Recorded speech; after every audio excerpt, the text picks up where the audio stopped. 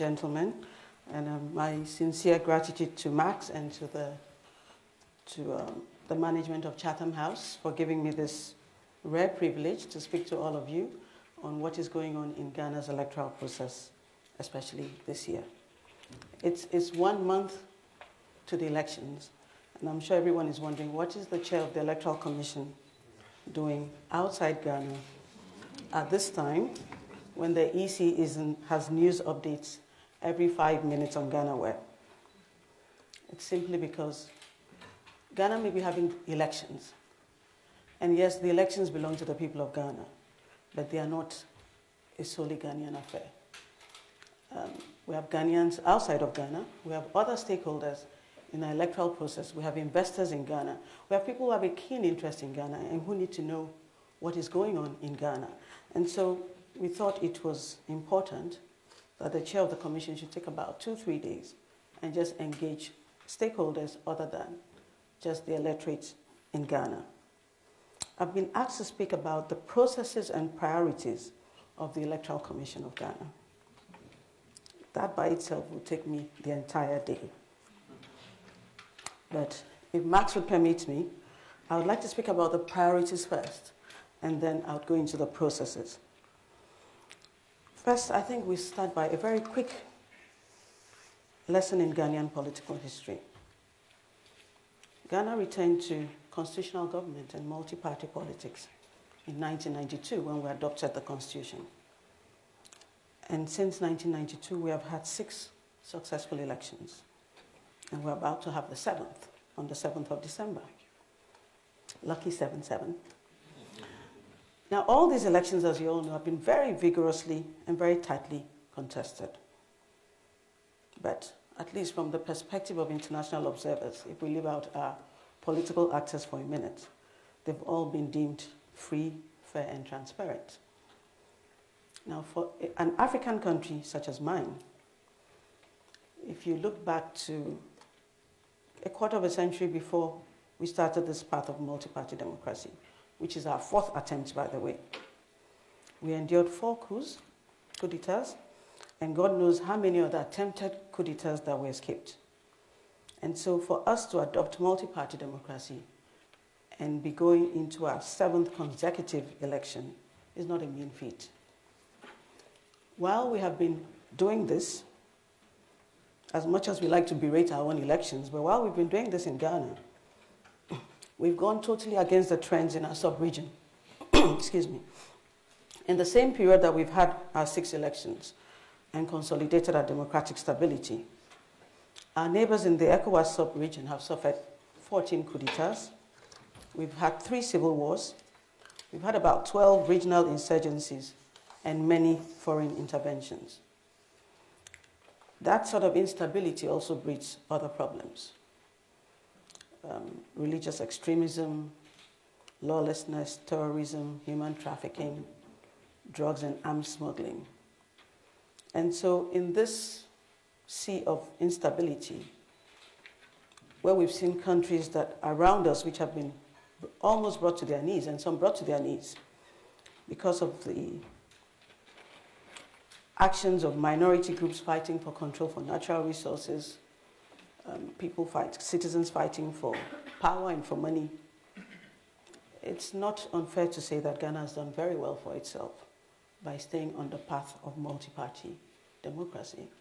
And even where we've had challenges, we have continued down the path of the rule of law by going to the law courts to seek solutions to our problems. So we've come to realize in Ghana that our democracy is indeed precious. It protects the lives of our citizens and future generations. But it's also important to remember that we have responsibilities to ensure and to nurture that democracy. In the last 6 elections, very luckily for us, the winners and the losers on both sides have all understood the bigger picture, that even in a winner-takes-all race, the sum total of democracy for all is so much bigger than the individual prize of political victory. So we win or we lose together. And we do not need to look far to see the devastating consequences of when individual ambition or sectional interest is put before the greater good. So the priority of the Electoral Commission of Ghana, to answer the question, and my priority and the priority of my commission, my colleague commissioners, and which we believe is a priority of all Ghanaians, is to have peaceful, undisputed, credible, transparent, inclusive elections on the 7th of December. How we are going to do this is what the processes would focus on. But even in trying to execute this priority, we have a challenge. The political stakeholders have also matured over the past 24 years. And they've become masters of raising the political temperature every election year. There's a very robust, vibrant industry every election year of peacemakers. People produce songs, there's concerts, there's seminars, there's football matches, there's, I don't know what we have not done in the name of making sure that Ghana is peaceful before, during, and after the elections. But one wonders, for a country that has had so many elections, even just the Fourth Republic, why does every election year bring this tension and this fear that the country is going to implode just because we're having an election? There's going to be one winner, and depending on how many parties are cleared by the candidates are cleared by the Supreme Court on Monday, certainly several losers, including Hassan Ayarida, I'm sure. So there really is no basis for the tension. But the politicians seem to raise this temperature every election year. It's not just a peculiarly Ghanaian problem. I think everyone in the world is distracted by another presidential election which is taking place now, where a candidate is raising the specter of the media rigging the elections ahead of the elections and saying he will only accept the results when he wins. So the elections are only free and fair when he wins. So it's a kind of political insurance against losing. But for us in Ghana, we recognize that we have a legacy to protect and a very real challenge in doing that this December. So how exactly are we at the EC going to ensure that this election is a triumph and not a disaster? Yes, we've had 6 successful elections, but it's no reason to remain complacent, particularly from the 2012 elections where the results were challenged. The results of the presidential elections were challenged at the Supreme Court. Yes, the Supreme Court upheld the results announced by the Electoral Commission, but that also meant that there was some kind of sitting back and taking a look at the processes that led up to the dispute and making sure that we do not go down that path again. And so we've done a lot of work. We set up a reform committee which had members of the political parties, civil society, to sit and look not just at the recommendations that were made by the Supreme Court judges, but also to look at the entire spectrum of the elections and to see where we could have improvements to ensure that the elections are more credible, more transparent, and more inclusive. So a lot of work went into that. Of the 29 recommendations that were made, the Electoral Commission accepted 27 of them, which we have systematically implemented and we're implementing this year. And so, for instance, there was an issue about the quality of the temporary staff that we use in the elections. There was the famous case of a presiding officer on the result sheets writing 270 in numerals and writing 270 in words rather than 270. So clearly, either he was really stressed or he just didn't learn his numbers very well. But then there were also party agents who signed on the 270. It did tell us that there's some work we need to do. So we've done some work in how we recruit our election officials. This year we're going to be using about 146,000 of them. If you're hiring people, so many people, to perform very sensitive tasks on election day, on very short-term basis, then you have to focus a bit more on the caliber of the people you are bringing in. And also, of course, their qualifications, and then before you can focus on the training. We have made sure that we've extended the training that we're giving them. We changed the way we go about the recruitment. We set up an online portal where they could apply, so we could do the sifting at the head office level and we could control the standards. And then after the shortlisting, then the interviews could be done at the regional and district levels. So we're certain that we're getting better caliber people. We're training them better. We've also ensured that the new regulations which we're using for the elections include offenses and sanctions for officers who do not do their work properly. We have also done a lot of internal reforms because we realized that you could not sit all the consistent electoral reforms on a weak internal machinery. So we took our time to create a 5-year strategic plan, which creates a more robust internal administrative system upon which we can roll out all the new electoral reforms and perform even better for the electorate. We have restructured the Operations Directorate. We have broken some departments that were too big so that they could focus their energy. So for instance, instead of having human resource and general services, we separated the admin totally from the human resource so that the human resource department could focus more on staff training, staff recruitment, staff performance management. We have revamped our communications department so it is more open, more responsive, more proactive. We have increased the numbers. We've given them more training to enhance their capacity. In terms of the electoral reforms, we've done a lot of work. And some of this we have already seen from when we started the registration process. We introduced continuous voter registration so that not just the periodic registration, but especially from next year, this will be rolled out fully when every month people who have turned 18 or who have never registered before have the opportunity to be on register.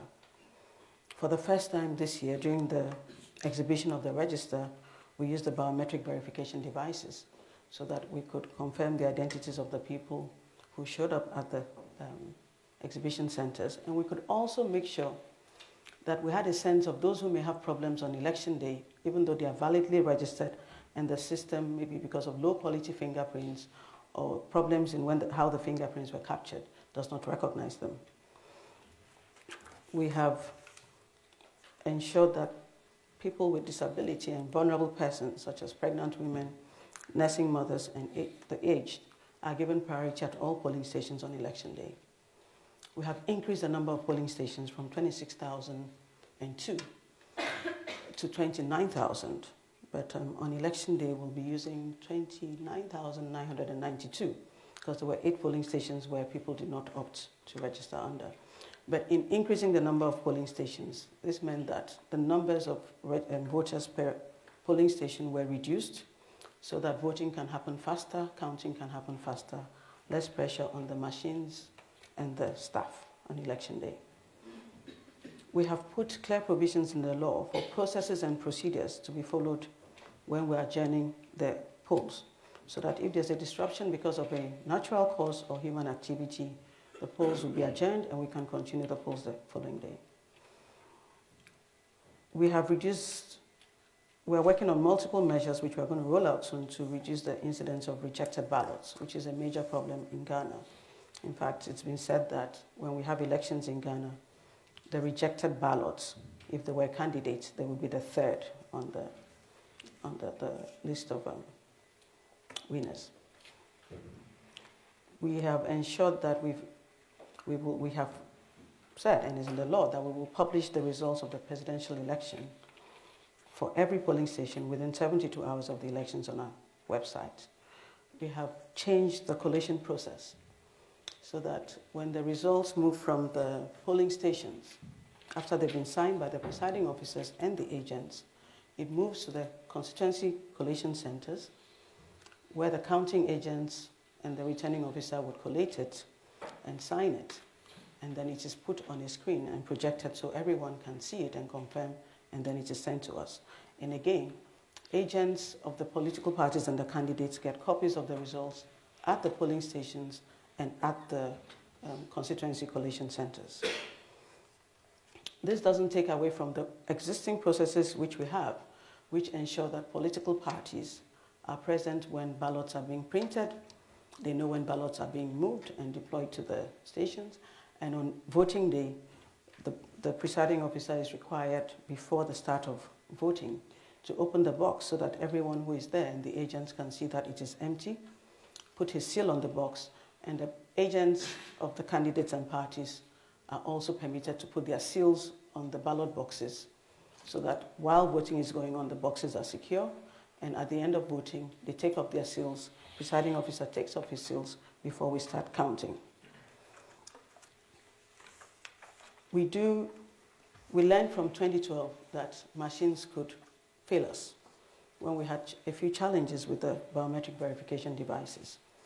So this year what we're doing is that every polling station would have 2 BVDs so that in the event that one BVD breaks down, a second BVD would be deployed, and there'll be some spare BVDs at the polling station, at the districts, which would be deployed once you move on to the second one.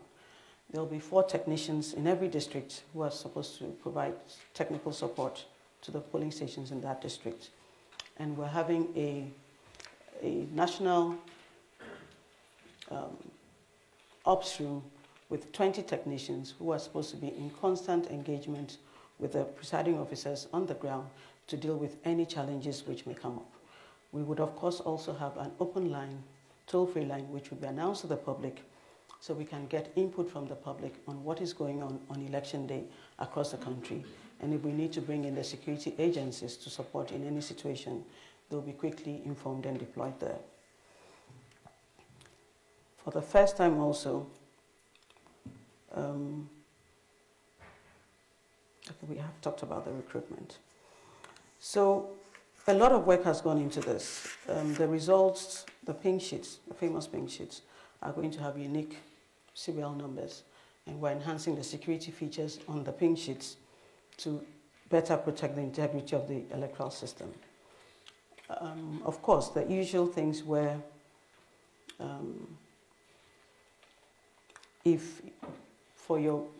when you receive a ballot, you must make sure that the ballot is stamped with the validation stamp. Otherwise, we would assume that it is ballots that are outside that polling station that have been brought in. All those integrity mechanisms are still in place. And we will still use the indelible ink, even though the biometric register ensures that we do not have multiple voting and impersonation, but we'll still use the indelible ink just as an additional prevention mechanism. At the end of the polls, at 5 p.m. after the voting has ended, the sorting of the ballots is done in the full glare of the public, counting is done in public, the declaration is done in public, the recording of the results declared is done in public, and then the ballots, papers, and the declared polling station results are then moved to the constituency collation center, of course monitored by reps of the political parties and security personnel. At the collation centers, before the collation begins, the agents of the various parties from the polling station will be first required to confirm that the results which are being collated are exactly the same results declared at the polling station. This collation is done in front of the candidates, their agents, media, observers, and members of the public. At the end of the collation, the constituency results would also be declared in the presence of all the people who are at the constituency center. Now from there we move to the National Collation Center, which used to be the strong room. Here again, we're opening it up. We're going to have media, accredited media in there. We're going to have the reps of the parties will be required to confirm the figures with their agents at the constituency centers before the commission proceeds to put the figures together. And after the collation, then the party reps would again confirm that the figures are accurate for all the 275 constituency collation centers before the final declaration is made. This year, we're adding another level of integrity to the process. After publishing the results per polling station, we're also using technology to electronically transmit the results and the scanned polling station results to the National Results Collation Center. We are still in the process of finalizing this, and we'll do a demonstration to IPAC before election. But the main results transmission system still remains the manual one, which is what is in the law. The electronic one is just a parallel one to make sure, just to serve as confirmation. We'll also be using the results that will be collated by CODEO, which is a large umbrella organization of professional bodies, civil society, and they are being sponsored to do by some of the multilateral agencies to do a parallel voter tabulation. We'll be checking in on their results to make sure that it's consistent with what we're also declaring. So we are still trying to figure out at the Electoral Commission how it is possible to influence this process and change the results, as Gabi has accused me of several times. And maybe today he will enlighten me on how this can happen. But personally, I haven't figured it out. And one of the greatest challenges we face in going into this election is the potential for the media to call the results ahead of the Electoral Commission. Before we call the results, we have to make sure that the results are accurate. And in fact, I did say yesterday that if you have a 1% margin, it means that it is really close. And so rather than declaring, it would be more prudent to stop and do a total check through again before you declare, especially in such a high stakes game. I think it's better we spend a bit more time making sure the results are accurate than to rush to declare results that are not accurate. So we're worried about the media declaring results. We're worried about the abuse of social media. If people start sending out stories which are not true, and then this could cause chaos, and we may not have enough time, even with the security agencies, to react to this and correct it, and some damage has been done. So we really do need to work closely with the political parties and all the stakeholders for everyone to understand the risk inherent in behavior that is not proper, that is untoward, and the fact that this has consequences for all of us and not just the Electoral Commission. It is the future of our nation that is at stake, and it is important that we hold ourselves to a higher standard. From the perspective of the Electoral Commission, we're doing everything we can to make sure that the elections are safe, people can vote without intimidation, to make sure that we follow the law in all situations, no matter how difficult it is, to make sure that we do what is right according to law and to conscience. But we need the political actors to work with us. There have been instances of violent attacks on some properties and officials of the Electoral Commission this year during the limited voter registration and voter transfer exercises.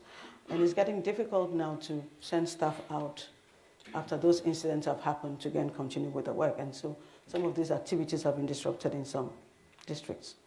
There's also been a lack of criminal prosecution, which only emboldens the perpetrators to continue. And so we've been working closely with the security agencies to call on them to treat electoral offenses as criminal offenses and to treat it with all the seriousness that it deserves in the interest of the entire country. We have identified about 81 constituencies which we think are flashpoints for violence.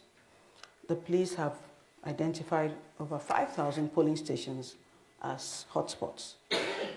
So we have had to work very closely with the police, and we know that they're engaging the political parties to come down on the violent rhetoric and just act in a more responsible manner so that we can all have peace before, during, and after the elections.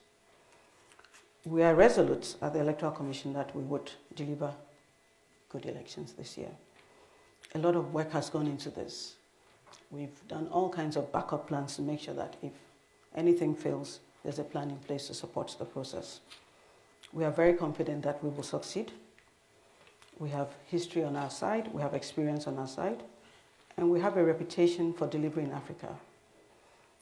I'm convinced that all the recent reforms which we have implemented and we're still implementing have strengthened and modernize our process, and also strengthen the institution.